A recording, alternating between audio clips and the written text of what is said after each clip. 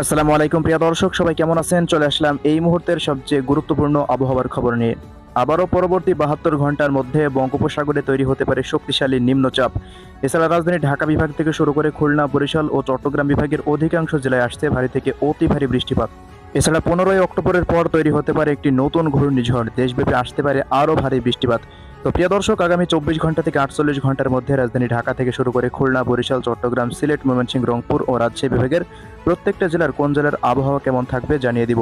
এছাড়া ভারতের পশ্চিমবঙ্গ থেকে শুরু করে আসাম, মেঘালয়, ত্রিপুরা রাজ্যের জেলাগুলির আপডেটও আমরা জানাবো। তো আগামীকাল 4ই অক্টোবর 2024 রোজ শুক্রবার। তো এক নজরে এবার দেখে নিন পরবর্তী 72 ঘন্টার বিস্তারিত আবহাওয়া আপডেট।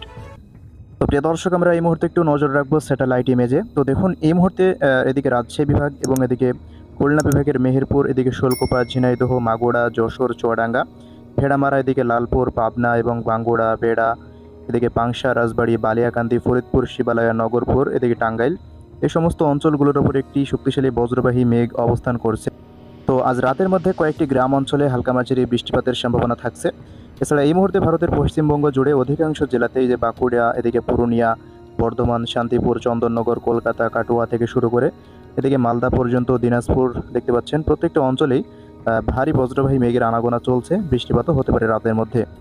এছাড়া এদিকে দেখুন, ময়মনসিংহ বিভাগের ময়মনসিংহ এবং এদিকে ঢাকা বিভাগের কাপাসিয়া, কিশোরগঞ্জ জেলাতে হালকা মাঝারি বজ্রবাহী মেঘ রয়েছে।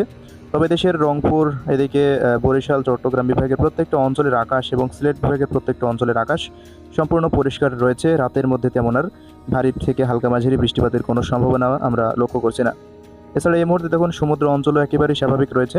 তবে বাংলাদেশ আবহাওয়া অধিদপ্তরের তথ্য অনুযায়ী পরবর্তী 48 ঘন্টার মধ্যে বঙ্গোপসাগরে আবারও নতুনভাবে একটি লঘুচাপ সৃষ্টি হতে পারে, যেটি আবারও দেশের মধ্যে প্রবেশ করলে উপকূলীয় অঞ্চল ধরে ভারী বৃষ্টিপাতের সম্ভাবনা রয়েছে।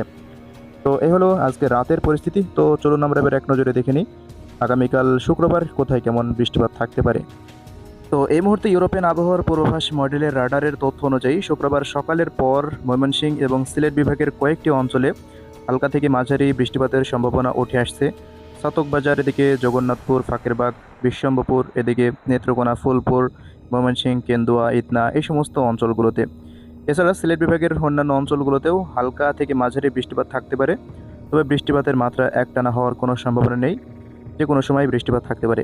এছাড়া প্রিয় দর্শক, রাজধানী ঢাকা বিভাগেরও নগরপুর, কাপাসিয়া, ঢাকা, ফরিদপুর, লোহাগাড়া, মাদারীপুর, শরীয়তপুর, নরসিংদী, এদিকে রাজবাড়ী, এরপর এদিকে মানিকগঞ্জ থেকে গাজীপুর, কয়েকটি গ্রাম অঞ্চলে হালকা মাঝারি বৃষ্টিপাত থাকার সম্ভাবনা লক্ষ্য করা যাচ্ছে সকালে।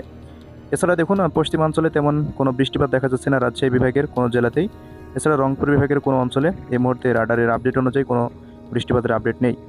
তো বরিশাল বিভাগের কয়েকটি অঞ্চলে মঠবাড়িয়া, এরপর পিরোজপুর, কলাপাড়া, লালমোহন, বরিশাল, মতিরহাট, এদিকে ফরিদগঞ্জ, কুমিল্লা, এরপর এদিকে ফটিকছড়ি থেকে শুরু করে দেখুন চট্টগ্রাম বিভাগেরও কিছু কিছু অঞ্চল জুড়ে হালকা থেকে মাঝারি বৃষ্টিপাতের সম্ভাবনা উঠে আসছে সকালের মধ্যে।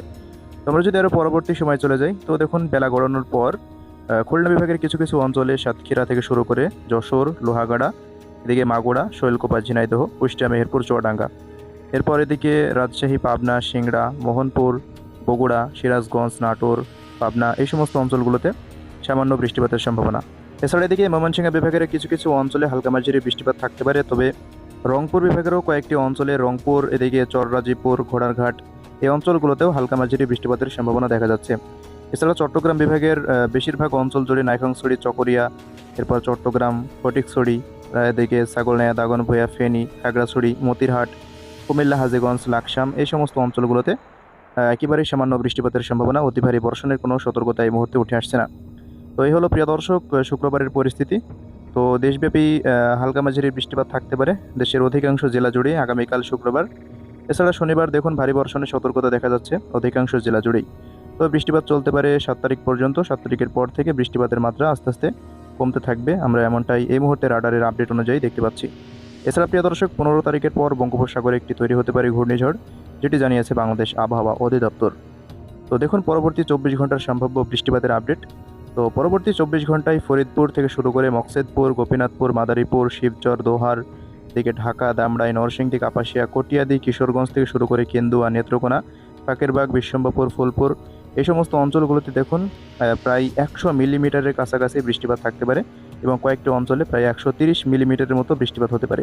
তবে রাজশাহী বিভাগে তেমন ভারী বৃষ্টিপাতের কোনো সম্ভাবনা না থাকলেও দিকে মোহনপুর এবং একেবারে বর্ডার অঞ্চলগুলোতে সামান্য বৃষ্টিপাত থাকার সম্ভাবনা। এছাড়া দেখুন রংপুর বিভাগের কয়েকটি অঞ্চলে দিনাজপুর, কালাহোড়, পীরগঞ্জ, বোদা, ঠাকুরগাঁও, দেবীগঞ্জ, জলঢাকা এই সমস্ত অঞ্চলগুলোতে 10 থেকে 20 মিলিমিটারের মতো বৃষ্টিপাত হওয়ার সম্ভাবনা। এছাড়া খুলনা, বরিশাল ও চট্টগ্রাম বিভাগের কিছু কিছু অঞ্চলে 10 থেকে 15 মিলিমিটার বৃষ্টিপাত থাকতে পারে। এছাড়া সিলেট বিভাগে 20 থেকে 25 মিলিমিটারের মতো বৃষ্টিপাত হতে পারে। তো এই হলো শুক্রবারের আবহাওয়া আপডেট।